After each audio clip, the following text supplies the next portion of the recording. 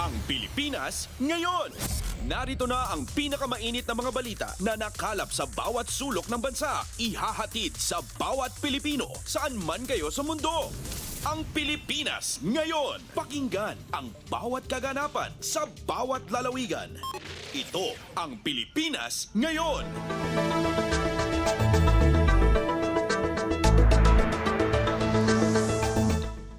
Magandang araw po sa ating mga tagapakinig. Welcome po muli sa ating programang Ang Pilipinas Ngayon. Napapakinggan po ninyo saan mang bahagi ng mundo sa pamamagitan ng ating himpilang Radyo Pilipinas, World Service ng Presidential Broadcast Service. Napapakinggan po tayo sa mga sumusunod na shortwave frequencies sa 9.925 MHz, 12.120 MHz at 15.190 MHz. Ako po si Ven Blones. Samahan po ninyo ako sa kabuuan ng ating programa.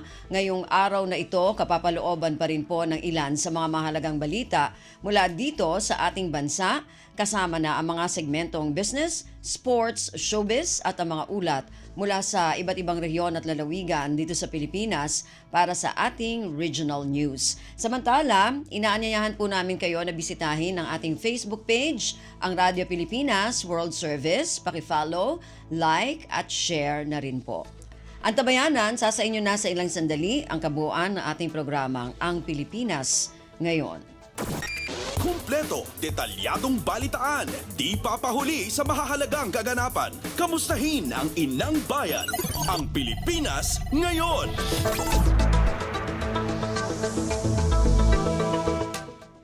Sa ating mga balita, minomonitor ng Department of Migrant Workers o DMW ang sitwasyon ng mga overseas Filipino worker o OFW sa Taiwan kasunod ng malakas na lindol na tumama sa naturang bansa bago mag-alas 8 ng umaga. Agad na nagbaba ng activated protocols ang tatlong migrant workers offices o MWOs ng DMW sa Taiwan para sa Filipino communities, mga leader, Taiwan government agencies, maging mga employer at trade associations upang tiyakin ang kaligtasan at estado ng mga Taiwan-based OFWs. Handa ang Taiwan MWOs na magbigay ng tulong sa mga apektadong OFWs kung kinakailangan.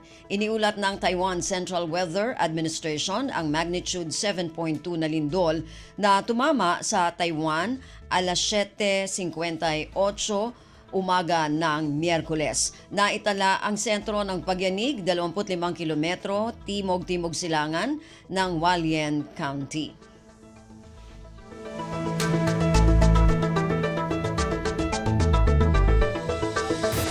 Pasada ng mga balita mula sa Pilipinas para sa mga Pilipino saan man sa mundo. Ang Pilipinas ngayon.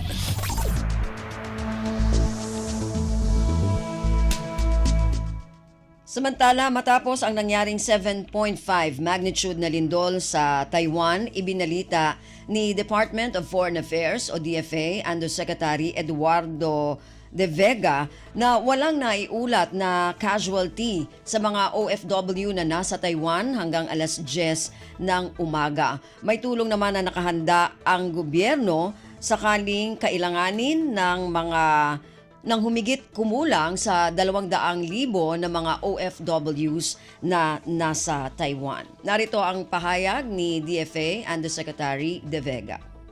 Opo, paliwanag lang po, no? Dahil sa One China policy, hindi po yung Department of Foreign Affairs ang mahawak na to dahil wala tayong mga diplomatic missions, no? Hindi natin kilalang sovereign republic ang Taiwan. Pero meron tayong mga missions doon, yung mga attaché natin galing labor, no? Yung Department of Migrant Workers. Palagi silang handa bigyan ng tulong. Kunyari, yung financial assistance or medical expenses kung kailangan, at saka kung kailangan repatriation, no? Ang magandang balita so far, no, sana ganito pa, no, may mga bumaksak na gusali, no, pero right now kasi nangyari to alas 8 ng umaga, ngayon alas 10 na 10:30, wala pang Pilipino reported na nasaktan. Sana halimbawa pagtapos ng araw, pagkalipas ng araw, ganito pa rin ang detalye, no, na wala pang injured ng Pilipino. Ang umahawak na to, hindi po yung MECO, no? Yung labor attachés, no? Meron tayo sa Kaohsiung, sa Taipei, under the DMW yan. Ayon kay Mr. Kakdak, no, ng DMW, sabi rin ng mga laboratory doon, awa ng Diyos, wala pang Pilipinong reported na nasaktan o casualty, no? Sa Rinaway, pagtapos na yung araw, paglipas ng araw, ganun pa rin, no? Pero handa silang bigay right away ng tulong, kung ano man ang financial expenses o medical expenses na kailangan. Pero as of now, wala pang reported injured Filipino. Sir, gaano karami po ba yung mga workers natin ngayon sa Taiwan? Marami po, mga 200,000. Yung kinukuha pa namin 7.5, no, kaya ang maganda diyan, walang tumamang tsunami sa Taiwan mismo, kundi sa Japan. Yan ang alam natin, no, so check din natin sa Japan. Okay. By the way, no, kahit na meron Taiwan-China policy, pero syempre nakikita ng hati ang DFA at ang buong gobyerno sa mga tao sa Taiwan, no, dahil dito, no. Si DFA Undersecretary Eduardo De Vega. Ang Pilipinas ngayon, kasama si Ven Blones.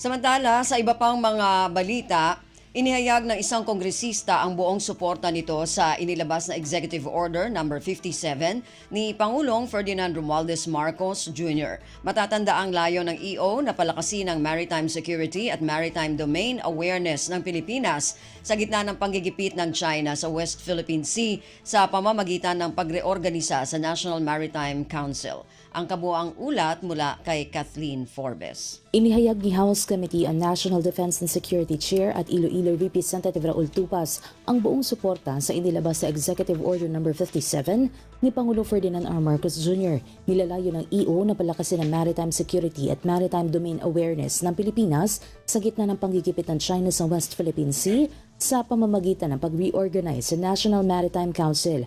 Ayon kay Tupas, isa itong estratehikong hakbang para isulong ang seguridad, territorial integrity at sovereign rights ng Pilipinas. Mahalagang tugon din anya ito sa pagbuo ng mga estratehiya para sa iba't ibang maritime concerns, gayon din ay mapag-isa ang responsibilidad ng mga ahensya na naatasan sa maritime security operations. Paraan din anya ito para protektahan ang mga mangingisda na ang kabuhayan ay nasa WPS, pati na ang ating Philippine Coast Guard at militar na nagbabantay sa ating teritoryo. Ito si Kathleen Forbes para sa Radyo Pilipinas. Kumpleto, detalyadong balitaan, di papahuli sa mahahalagang kaganapan. Kamustahin ang inang bayan, ang Pilipinas ngayon. Nakabantay na ang Department of Agriculture o DA sa napaulat na kaso ng rabies sa ilang baka at baboy sa Pilipinas. Ito ang siniguro ni DA Assistant Secretary Constante Palabrica nang makumpirmang 6 na baboy at 3 baka na kinagat ng aso ang nagpositibo sa rabies sa Marinduque. Ang detalye ng balitang ito mula kay Mary Ann Bastasa. Nakatutok na ang Department of Agriculture sa napaulat na kaso ng rabies sa ilang baka at baboy sa bansa. Ito ang tiniyak ni DA Constante Palabrica matapos na makumpirmang may 6 na baboy at 3 baka na kinagat ng aso ang nagpositibo sa rabies sa Marinduque. Paliwanag nito, hindi nakakaalarma ang kasong ito dahil mahigpit itong minomonitor ng provincial veterinarians. Alarming dahil you have to remember there were only 2 incidents, no? Sa dami ng baboy natin. It's not that alarming. Ang importante lang, kaya I'm sounding this off is to encourage people to have their dogs and cats vaccinated. Ang tinig ni ASEC Palabrica, ito rin ay isolated case lamang sa ngayon dahil wala namang kahalintulad na kaso nito ang naitala sa ibang probinsya. Kasunod niyan, pinalalahanan naman ni ASEC Palabrica ang publiko na huwag kainin ng mga baboy at bakang nakagat ng aso. Sa halip ay ibaon ito sa lupa para hindi makahawa. Muli na itong binigyan diin ang kahalagaan ng papapakuna kontra rabies sa mga alagang aso at pusa na karaniwan anyang pinagmumulan nito. Ito si Mary Ann Bastasa para sa Radyo Pilipinas. Pasada ng mga balita mula sa Pilipinas para sa mga Pilipino saan man sa mundo. Ang Pilipinas ngayon. Nilinaw ng Department of Agriculture o DA na walang mga kaso ng foot and mouth disease sa mga hayop sa bansa. Gayunman nakahanda ang ahensya na tugunan nito sakaling may mapaulat na kaso. Sinabi ni Agriculture Assistant Secretary Dante Palabrica na pinalakas ng ahensya ang isang system of reporting upang masuri ang pagpasok ng naturang sakit sa katimugang parte ng bansa. Bumuo na rin ang opisyal ng Technical Working Group para bantayan ang naturang sakit.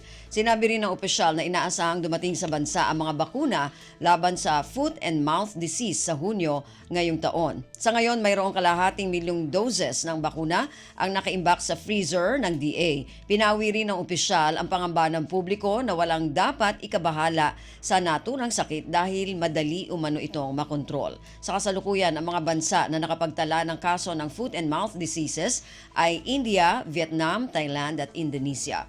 Ang foot and mouth diseases ay isang malubha at nakakahawang sakit na dumadapo sa mga baboy, baka, tupa at kambing. Ang Pilipinas ngayon, kasama si Ben Blones.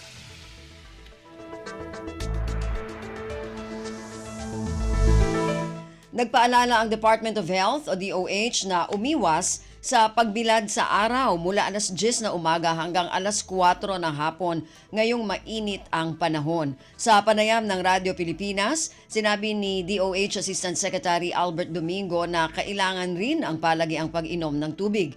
Ang kalaban anya kapag tag-init ay dehydration o pagkawala ng tubig sa katawan. Kung tayo po ay mamarapating mag-exercise, dapat sa well-ventilated area at doon po sa oras na before 10 o'clock or after 4 o'clock. Or kung kaya po, meron tayong mga exercise na lugar or kahit sa labas na naglalakad-lakad sa gabi para wala na pong araw kasi mas maganda po yung temperatura at saka yung mismong humidity na sinasabi sa gabi. Hindi na siya ganun ka-alinsangan. Samantala, idinagdag ni Domingo sa panahon ng tag-init at El Nino nagkakaroon ng heat influence illnesses. Sa taas ng temperatura ay nagiging mas delikado anya ang sakit tulad ng pagtaas ng presyon ng dugo at sakit sa puso. So, halimbawa, sa alta presyon, sa high blood, pag tayo po ay mas naiinitan, nasa stress tayo, no, at yung ating pulso pwedeng bumibilis or yung ating presyon tumataas, kaya mas nagiging madalas ang mga atake sa puso o kaya ang stroke. Ang pag-iingat po dito, maliban dun sa pag-iwas na sa init na sinabi na natin, tayo po ay dapat maingat rin sa ating kinakain. No? Yung mga non-communicable diseases yan, heart attack, stroke, so iwas muna tayo sa maalat, iwas tayo sa mataba at masyadong matamis. Si Health Assistant Secretary Albert Domingo. Pasada ng mga balita mula sa Pilipinas para sa mga Pilipino saan man sa mundo. Ang Pilipinas ngayon. Pinalawig pa ng isang buwan ang pansamantalang pagsasara ng Mount Apo Natural Park sa Davao del Sur. Magsasara ito hanggang Abril at 30. Kaugnay nito, mananatiling suspendido ang lahat ng trekking at camping activities sa nasabing tourist destination. Inisyal na itinakda ang pagsasara ng naturang tourist spot mula Marso 20 hanggang Marso 30. Gayunman, nagpasya ang Protected Area Management Board ng Mount Apo Natural Park na palawigin pa ito dahil sa nagpapatuloy na epekto ng El Nino phenomenon. Naging mas mahaba ang tagtuyot at mataas na banta ng wildfires na makakasira ng ecosystem at panganib sa kaligtasan ng mga namamasyal sa nasabing lugar. Ang Pilipinas ngayon, kasama si Ben Blones.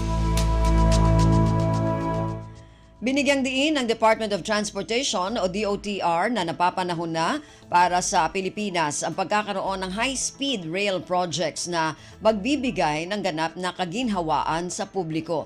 Ito ay sa gitna na rin ng pagpupursige na matapos sa itinakdang oras ang mga nakalinyang proyekto ng nasabing ahensya. Ang kabuang ulat mula kay J. Mark Dagala. Napapanahon na para sa Pilipinas ang pagkakaroon ng high-speed rail projects na siya magbibigay ng ganap na kaginhawaan sa publiko. Ito ang binigyan diin ng Department of Transportation o DOTR sa gitna na rin ang pagpupursige nito na matapos sa tinakdang oras ang mga nakalinyang proyekto nito. Kabilang na riyan, ayon sa DOTR, ang North-South Commuter Railway Project na siyang babagtasaman sa Metro Manila route ng Philippine National Railways o PNR mula Malabon, Maynila at Alabang. Ayon sa DOTR, napatunayan na sa nakalipas na Holy Week break ang kahalagahan ng pamumuhunan sa railway projects dahil bukod sa makapagbigay nito ng maginawang biyahe ay magsisilbing solusyon pa ito sa problema sa trapiko sa National Capital Region. Kaya naman binigyan din ng DOTR na kailangan ng buong suporta ng publiko sa mga pagawaing pambayan ng pamahalaan gaya ng NCR dahil hindi lamang nito makapagbibigay ginhawa sa mga Pilipino, makatutulong pa ito sa pag-unlad ng Pilipinas. Inihalimbawa pa ng kagawaran ng tagumpay ng MTR ng Singapore na dahil sa suporta ng mamamayan nito gayon din sa political will ng kanilang gobyerno, nakamit ito ang financial at logistical solutions na pangunahing sangkap sa pag-unlad. J. Mark Tagala, Radyo Pilipinas. Kumpleto, detalyadong balitaan, di papahuli sa mahahalagang kaganapan. Kamustahin ang inang bayan, ang Pilipinas ngayon.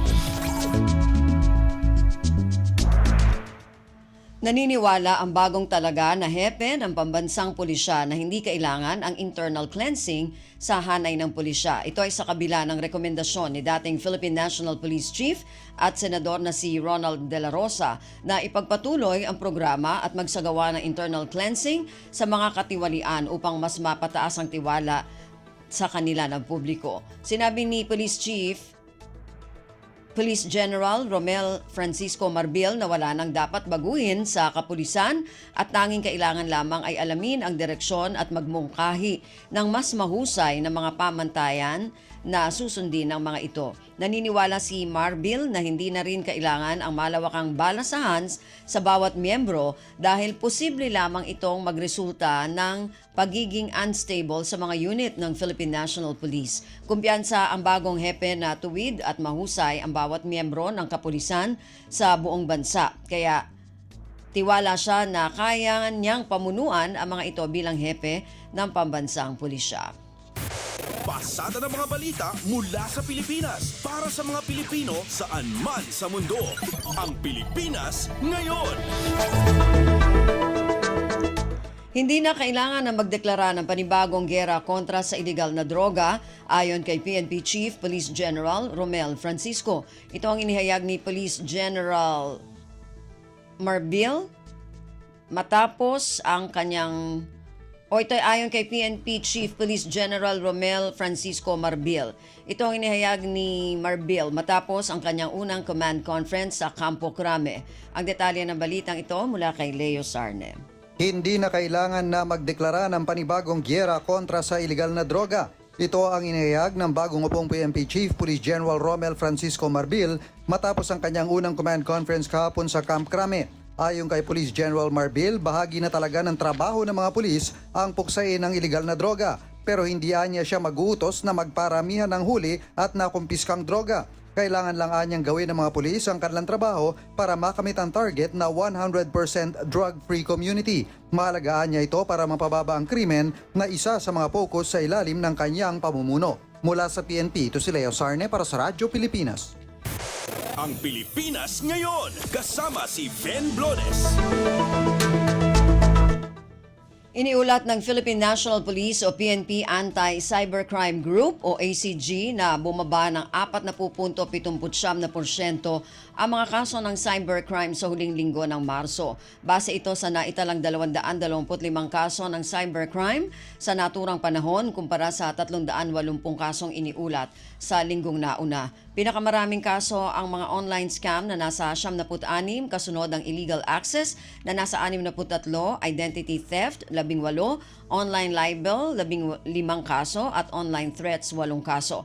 Ayon kay ACG Director Police Major General Sidney Sultan Ernia, ito ay resulta ng proactive response ng mga individual at mas malawak na kaalaman at seguridad laban sa cybercrime. Samantala, inanunsyo ng bagong upong PNP Chief Police General Romel Francisco Marbil na palalakasin ng ACG at kakayahan ng PNP sa Information and Communications Technology bilang bahagi ng smart policing kontra sa mga makabagong uri ng krimen na gumagamit ng modernong teknolohiya. Kumpleto, detalyadong balitaan, di papahuli sa mahahalagang kaganapan. Kamustahin ang inang bayan, ang Pilipinas ngayon.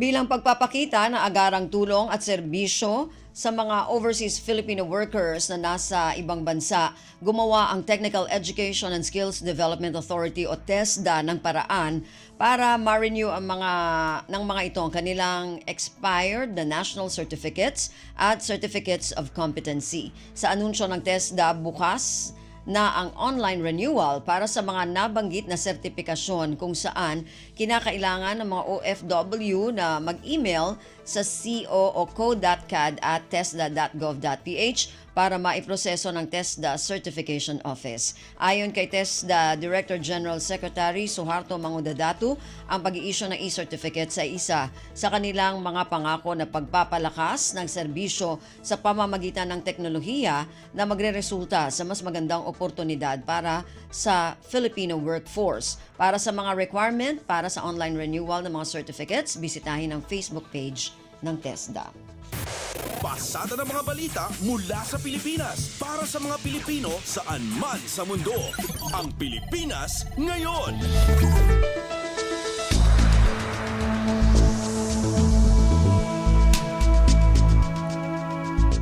Yan po ang ilan sa mga pangunahing balita mula dito sa ating bansa.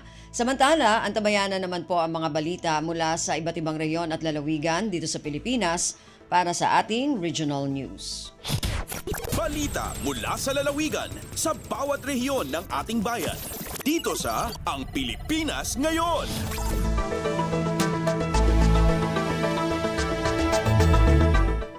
Dumako na tayo sa ating regional news. Unahin natin ang mga balita mula sa rehiyon ng Luzon.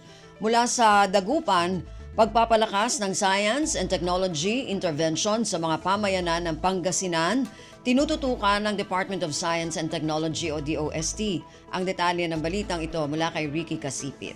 25 barangay dyan nanduruman parte yaluyag ya Pangasinan so akawat yan nanduruman interbensyon dyan panamaglaya Community Empowerment through Science and Technology o CEST program ya Department of Science and Technology o DOST Regional Office 1 sigagala na programa na CEST at say mangiter yan nanduruman solusyon dyan sa problema ay komunidad ya akabasid siyensya tan teknolohiya arumad sa interbensyon ya inawit ya programa at mikokonekta at food and nutrition malinis ya tanum, dunong at edukasyon, ekonomiya, negosyo, ya makaligwas, tan panagbawas at piligroan na kalamidad o dino pananguma at klima sa kayid sa interbensyon. Naida niya DOST dyan panamaglaya programa ng CST at say Ani-Ani di Sur and Riverside Irrigators Association yan ng Lapud Bali ya Umingan, Pangasinana. Sa asosasyon sa naida na panangipasal tan kagawaan at panggaway squash noodle asay total abili na satan at 148,000 pesos. Sarata na proyekto so nibagan makingilitneg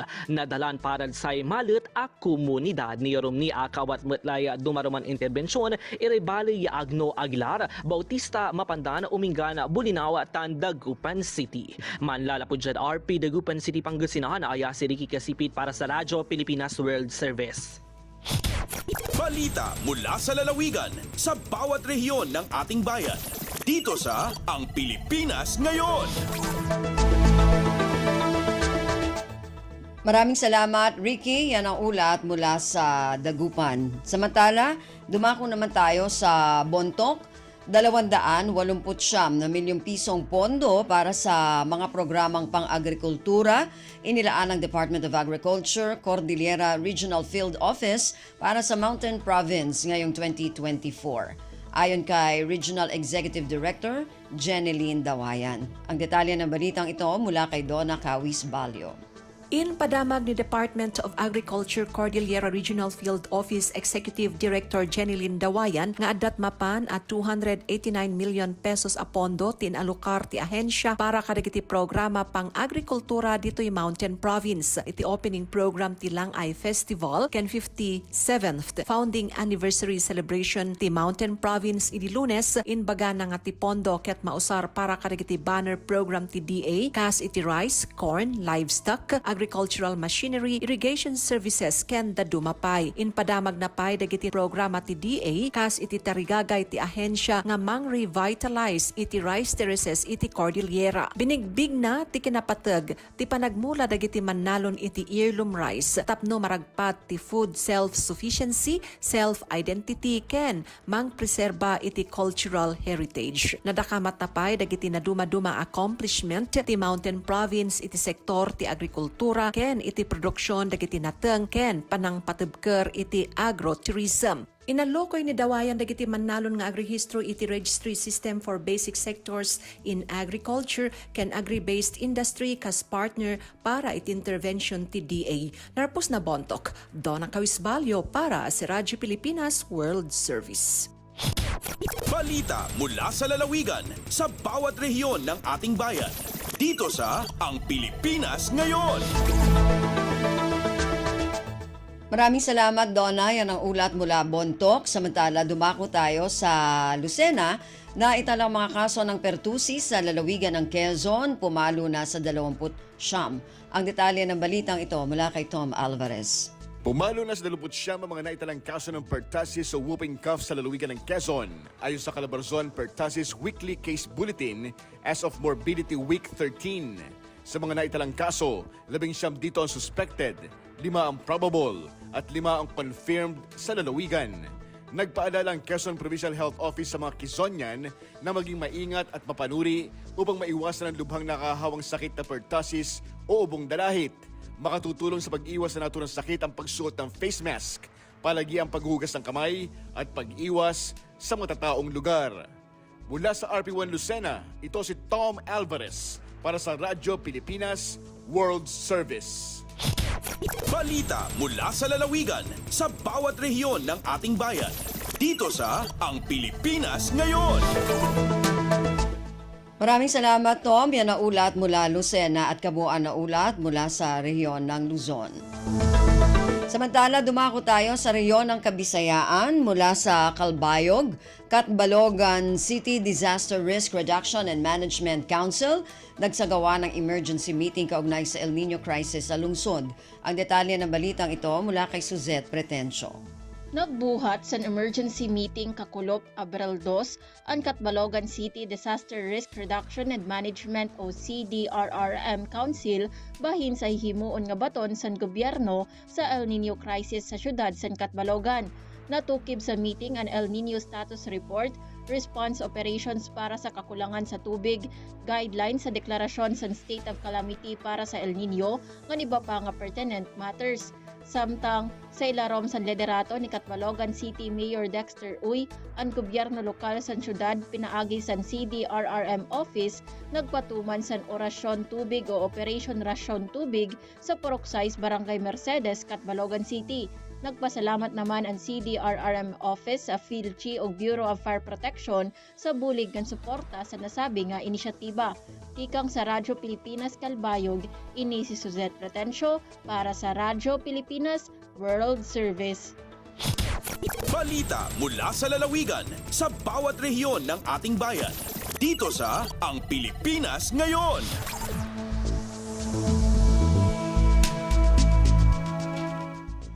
Maraming salamat, Suzette. Yan ang ulat mula sa Calbayog at kabuuan na ulat mula sa rehiyon ng Kabisayaan. Samantala, dumako naman tayo sa rehiyon ng Mindanao mula sa Tandag. Department of Environment and Natural Resources, Surigao del Sur, nakikiisa sa pagdiriwang ng Earth Month ngayong buwan ng Abril. Ang detalye ng balitang ito mula kay Raymond Aplaya. Miduyog ang Department of Environment and Natural Resources o DNR Surigao del Sur sa pagsilibrar ng bulan sa Abril sa Earth Month. Sa pagiginabi sa Radyo Pilipinas Tandag, gipasabot ni Pedro Adelfo Amay Luengas Jr., ang hepe sa mangbuhatan, nga maong kasaulugan nagsubikad sa Presidential Proclamation No. 1482 nga gipirmahan kaniadto ni kanhi Pangulong Gloria Macapagal Arroyo. Gawas niini napirmahan usab ang Presidential Proclamation No. 1481 nga nagdeklara matag Abril 22 isip Earth Day. Sumala pa nga tumong niini aron nga mapatasan ang kahibalo sa katawhan kalabot sa pagproteher sa kinaiyahan. Sigon niini nga dinhi sa probinsya Ano na sila ipahigayon nga mga aktibidad susama sa coastal cleanup, tree planting o guban pa. Apan ila pa unang gihulatan ang opisyal nga direktiba gikan sa ilang regional ug central office kalabot sa maong kasaulugan. Gikan sa Radyo Pilipinas Tandag, kini si Raymond Aplaya alang sa Radyo Pilipinas World Service. Balita mula sa lalawigan sa bawat rehiyon ng ating bayan. Dito sa Ang Pilipinas Ngayon.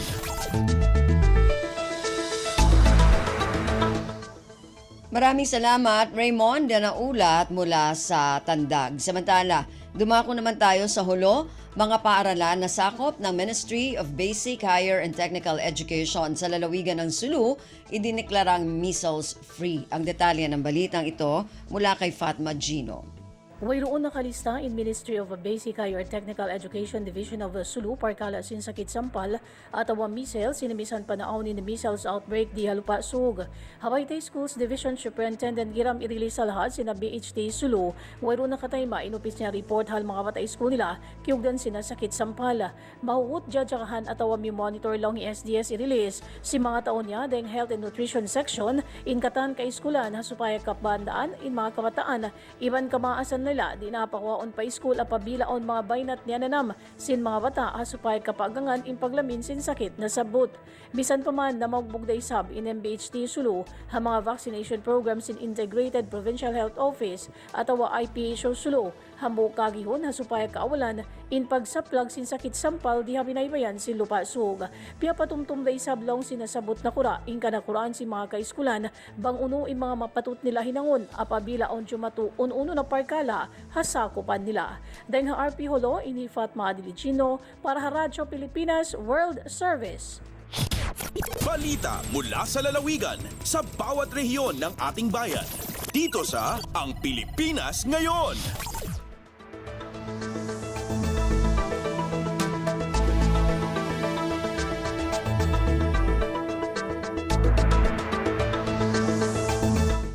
Maraming salamat, Fatma. Yan ang ulat mula Hulo at kabuuan na ulat mula sa rehiyon ng Mindanao. At narinig po ninyo ating regional news para sa araw na ito, kalipunan ng mga balita mula sa iba't ibang rehiyon at lalawigan dito sa Pilipinas. Samantala, antabayanan po ating mga segmentong business, sports at showbiz.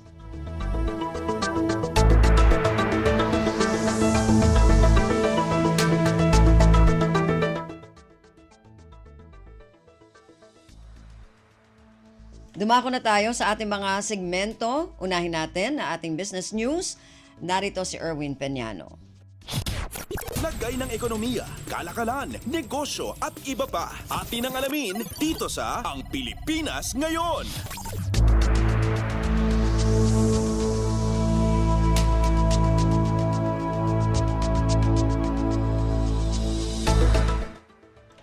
Magandang araw, narito na ang mga nangungunang balita sa larangan ng pagninegosyo at kalakalan. Sumampa na sa halos 1.9 trillion pesos na halaga ng pamumuhunan na pinadaan sa Green Lane ang naaprobahan ng pamahalaan hanggang nitong Abril 1.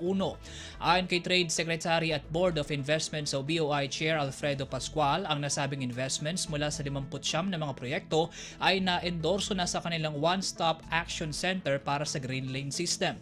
Ani Pascual, bulto ng mga nasabing pamumuhunan ay nagmula sa renewable energy projects na may halagang 1.57 trillion pesos habang ang nalalabi naman ay nagmula sa mga proyektong may kinalaman sa digital infrastructure, manufacturing at food security. Maalala noong nakaraang taon nang itatag ng pamahalaan ang One-Stop Action Center para sa Green Lane na naglalayon namang pabilisin ang approval at registration process ng mga prioridad at estratehikong investments. Isa sa binibigyang atensyon ng gobyerno ngayon ay ang dagdag na renewable energy projects para sa target na mapataas ang energy supply sa bansa at mabawasan ang reliance sa imported coal.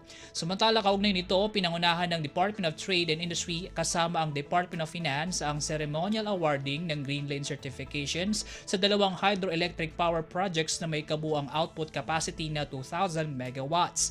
Ipinagkaloob ang mga sertipikasyon sa Pakil Pumped Storage Hydroelectric Power Plant sa Laguna na may 1,400 megawatts capacity at sa Wawa Pumped Storage 1 Hydroelectric Power Project sa Rizal na may 600 megawatts na energy output. Ayon kay Finance Secretary Ralph Recto, ang dalawang proyekto ay makatutulong upang matamo ng Pilipinas ang ambisyong target nito na 50% power generation mix sa 2040.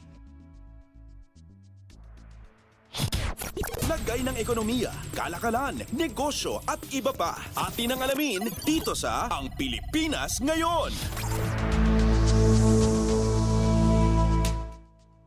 Sa iba pang balita, aabot sa $450 million o 25.4 billion pesos ang inilaan ng flag carrier na Philippine Airlines o PAL para sa capital expenditure o CAPEX nito ngayong taon. Ayon kay PAL Senior Vice President at Chief Financial Officer Ana Isabel Bengzon, 80% sa kabuuang CAPEX ng kumpanya ngayong taon ay para sa refurbishment, maintenance, upgrades at pagbili ng mga bagong eroplano na idaragdag sa kanilang fleet. Paliwanag naman ni PAL Officer in Charge, Executive Vice President at General Counsel Carlos Luis Fernandez na ang dagdag na pamumuhunan partikular sa mga bagong bibilihing eroplano ay para sa non-stop flights nito patungong North America at sa iba pang long-haul overseas destinations. Binanggit din nito ang pagbili sa 13 eroplano na gagamitin sa regional routes sa Asia at Australia, gayon din ang reconfiguration sa 18 pang aircraft. Bukod naman sa paglulunsad ng una nitong non-stop flight sa Seattle, inuulat naman ni PAL President at Chief Operating Officer Stanley Nang ang pagbuhay ng airline company sa mga rutang Cebu at Osaka, gayon din sa Manila at Sapporo sa Japan. Nananatili rin anyang interesado ang PAL sa pagbubukas muli ng flights patungong Europa. Lagay ng ekonomiya, kalakalan, negosyo at iba pa. Atin ang alamin dito sa Ang Pilipinas Ngayon.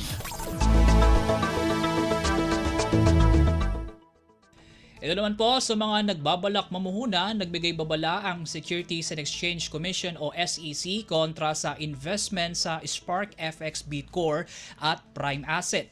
Ito ay nang mabatid na nag-aalok ng investments ang dalawang entities kapalit ng malaking kitaan sa maikling panahon. Partikular na tinukoy ng corporate regulator ang umano'y alok na trading, investing at mining ng cryptocurrency ng Spark FX Bitcore at ang offer na package plans ng Prime Asset. Kapalit ng nasabing investments, malaking kita sa loob lamang ng ilang oras o araw at may baryasyong laki ng profit depende sa laki ng inilalagay na kapital. Sa magkahiwalay na abiso, binanggit ng SEC na hindi rehistrado sa kanilang tanggapan ang Spark FX Bitcore at Prime Asset bilang mga korporasyon o partnership entities. Dahil dito pinapayuhan ng SEC ang publiko na iwasang mamuhunan sa dalawang entities o maski sa mga magpapakilalang representatives ng mga ito. Lagay ng ekonomiya, kalakalan, negosyo at iba pa. Atin ang alamin dito sa Ang Pilipinas Ngayon.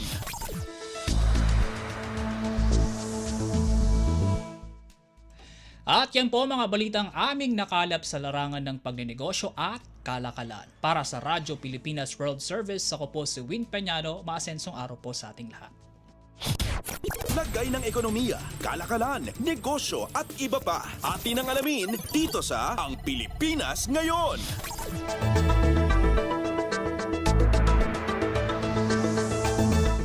Maraming salamat, Erwin. Yan ang ating balitang negosyo. Samantala, para sa ating balitang pampalakasan, narito naman si Leo Magpayo. Updates at pinakahuling mga usapin sa mundo ng palakasan. Atin ang pakinggan dito sa Ang Pilipinas Ngayon. Magandang araw. Narito na po ang Sports Balita. Sa unang pagkakataon sa kasaysayan ng Korean Basketball League o KBL, ang Filipino-American na si Ethan Alvano ay tinanghal na 2023-2024 Domestic Most Valuable Player. Ang Asian import na si Alvano ay naglalaro para sa Wonju DB Promi kung saan pinangunahan niya ang koponan na manguna sa liga na may 41-13 record ngayong taon. Nag-average si Alvano ng 15.9 points, 6.6 assists, 3 rebounds at 1.4 steals sa loob ng 54 na laro. Importante ang kontribusyon ng 27 anyos at dating player ng Alab Pilipinas sa pagbabalik ng DB Promi ngayong taon pagkatapos magtala ng 22-32 na kartada nitong nakalipas na season. Sila ngayon ay nangunguna sa team standings ng regular season at otomatikong pasok na sa semifinals. Si Alvano ang ikalawang Pilipino simula pa ni RJ Abarientos na nakakuha rin ng individual award sa Korean League. Ang dating Far Eastern University Tamaraos star na si Abarientos ay tinanghal bilang Rookie of the Year ng KBL bago pa siya lumipat sa Japan B-League.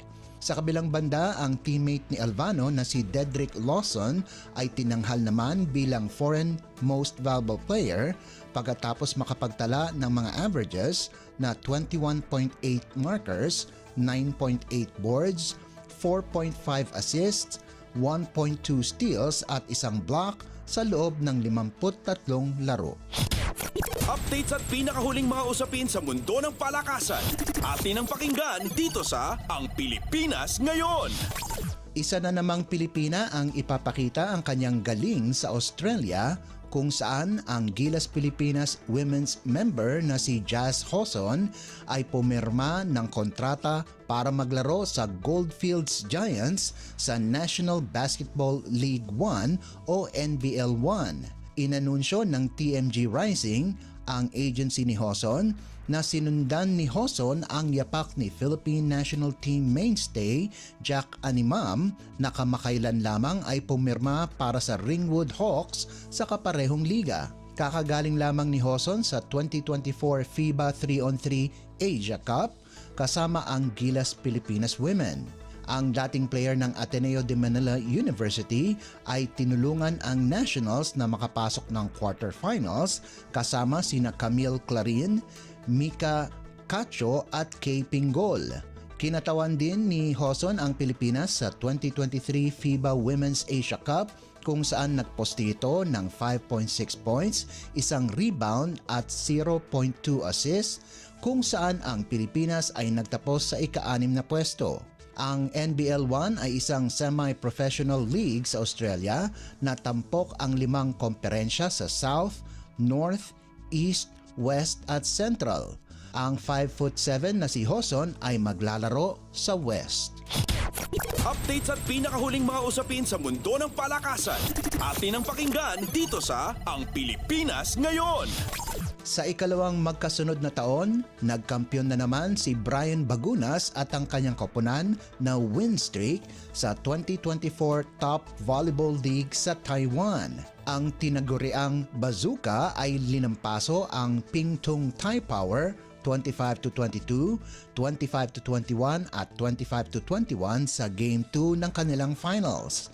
Kinumpleto din ng win streak ang paglampaso sa Thai Power pagkalipas ang dominanteng 25-23, 25-17 at 25-19 sa Game 1 ng kanilang finals series kung saan nagpakawala si Bagunas ng 20 puntos galing sa 17 attacks, 2 blocks at isang service ace. Pinagpatuloy ng 6'5" outside hitter ng National University ang kanyang pananalasa sa Game 2 kung saan humataw ito ng 16 na puntos galing lahat sa attacks para kunin ng win streak ang magkasunod na titulo. Noong Marso taong 2023, pinangunahan din ni Bagunas ang win streak sa kampyonato pagkatapos talunin ang kaparehong koponan at kunin ang Most Valuable Player Award. Hindi pa rin maliwanag kung maglalaro si Bagunas para sa Signal sa kasalukuyang ginaganap na Spikers Turf pagkatapos na pumirma ito sa isang kontrata na maglalaro siya para sa HD Spikers pagkatapos ng kanyang obligasyon sa Taiwanese club. Updates at pinakahuling mga usapin sa mundo ng palakasan. Atin ang pakinggan dito sa Ang Pilipinas Ngayon. At yan ang pinakahuling balita sa larangan ng palakasan. Para sa Radyo Pilipinas World Service, ito po si Leo Magpayo. Magandang araw. Updates at pinakahuling mga usapin sa mundo ng palakasan. Atin ang pakinggan dito sa Ang Pilipinas Ngayon. Maraming salamat, Leo. Yan ang ating balitang pampalakasan. Samantala, para sa mga nag-aabang ng mga chismis mula sa mundo ng showbiz. Para sa ating showbiz balita, narito si Stephanie Vicente. Ang latest, ang hottest sa showbiz and entertainment. Heto na sa Ang Pilipinas Ngayon.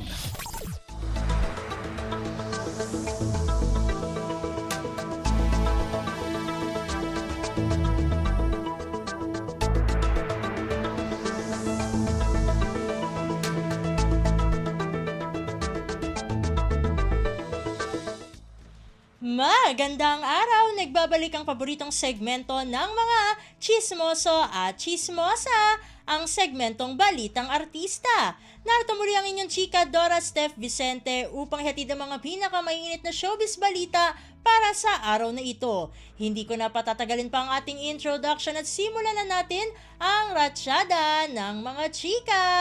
Quote and unquote, congratulations anak, soon. Iyan ang post nitong Martes ni Queen Mother Carla Estrada. Pero wala siyang binigay na hint kung tungkol saan yon.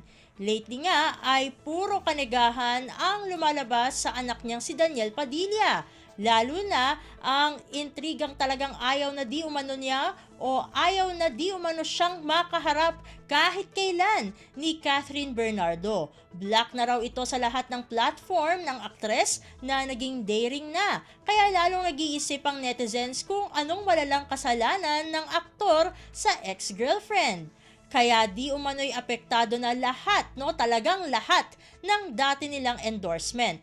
Pero meron nga raw isang malaking project na gagawin si Daniel na first time niyang magiging leading lady, ang aktres na di pa umano nito nakakasama. Anyways, may lang nakakakita kay Daniel lately sa Rockwell. Yon ay dahil doon siya nagre-rent ng unit 100,000 pesos a month at living alone lang daw talaga doon ang aktor, pero madalas mag-hangout sila ng kanyang sister na si Maggie. Samantala na mamayagpag ngayon sa paggawa ng mga pelikula si Heaven Peralejo. Simula ngayong April 10 ay mapapanood na sa mga sinehan ang Sunny, kung saan isa sa mga bidang ang aktres. Ang aktres. Pagbabahagi ni Heaven, quote-unquote, Sunny is a barkada film and it's also a Korean adaptation. I will be playing the role of Annie, a newbie who becomes friends with the Sunny friends portrayed by Bea Binene and others. I am thrilled to be part of this film and to work alongside Vina Morales. Napakaganda ng movie, pwede siyang pang-reunion, like isama mo yung buong barkada mo na hindi mo pa nakikita ulit for such a long time. Kasi maaalala nyo, ang dami nyo palang pinagdaanan. Nakatakda namang ipalabas simula ngayong Mayo 1 ang Men Are From QC, Women Are From Alabang na muling pagtatambalan ni Heaven at Marco Gallio. Mas napalapit na raw ngayon ang aktres kay Marco dahil ilang proyekto na ang kanilang pinagsamahan. Ayon pa kay Heaven, quote-unquote, kami ni Marco, until now we are still getting to know each other and I'm liking the way it is, basta masaya ako whenever I'm with him.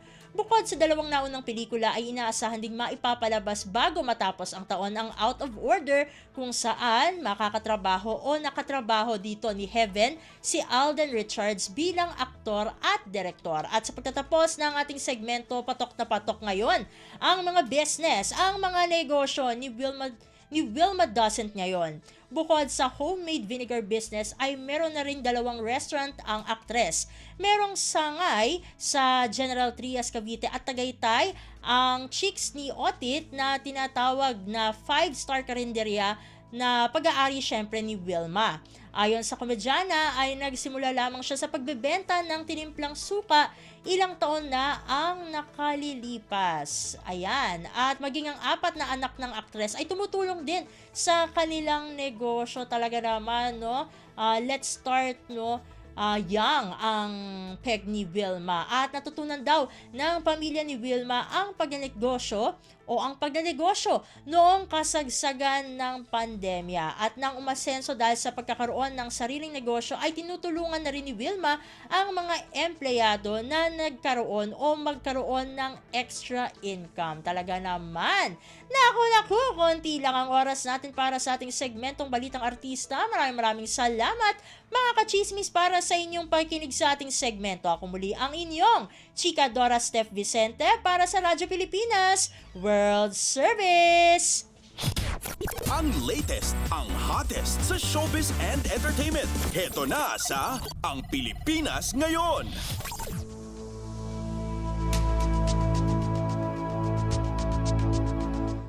Maraming salamat, Steph. Yan ang ating showbiz balita.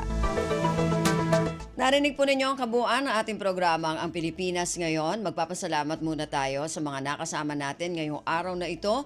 Sa technical side, kina Milo Janela, Susan Naison at Anthony Pimentel. Maraming salamat din sa ating executive producer ngayong araw kay Jerome Toledo. Sa mga nakasama natin sa ating segmento para sa ating Balitang Negosyo kay Erwin Peñano, Balitang Pampalakasan kay Leo Magpayo, at sa ating Showbiz Balita kay Stephanie Vicente, sa ating mga kasama na nag-ulat mula sa iba't ibang rehiyon at lalawigan dito sa Pilipinas para sa ating regional news at sa ating station manager na si Mr. Ray Sampang. Hanggang sa susunod na edisyon na ating programang Ang Pilipinas Ngayon, ako pong muli si Ven Blones. Maraming salamat po at mabuhay po tayong mga Pilipino. At yan ang Pilipinas Ngayon. Muling samahan si Ven Blones sa parehong oras at alamin ang pinakahuling mga kaganapan at balita saan man kayo naroon. Ang Pilipinas Ngayon.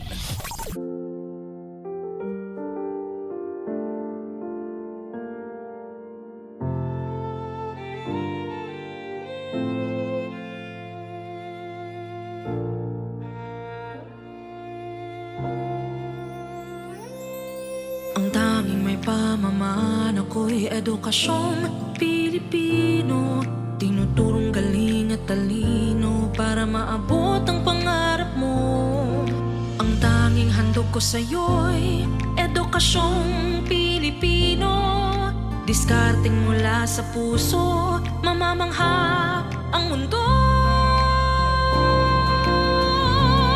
Matatag na mga guro, matatag sa mga pagsubok, matatag na mga mag-aaral, matatag na talino'y umiiral. Hinaharap ang hirap, walang takot sumugod, humahanap ng solusyon, ipaglaban ang edukasyon.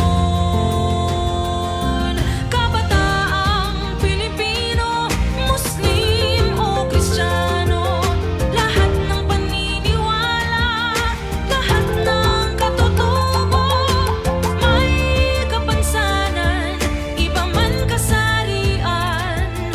Ang ating pag-aaral ay ating karapatan. Ang ating pag-aaral, pang-ahon sa kahirapan. Matatag na mga guro, matatag sa mga pagsubok, matatag na mga mag-aaral, matatag na talino'y umiiral. Hinaharap ang hirap, walang takot sumugod, humahanap ng solusyon, ipaglaban ang edukasyon. Ang tanging alay ko sa'yo'y edukasyong Pilipino. Matapat ng pamamaraan,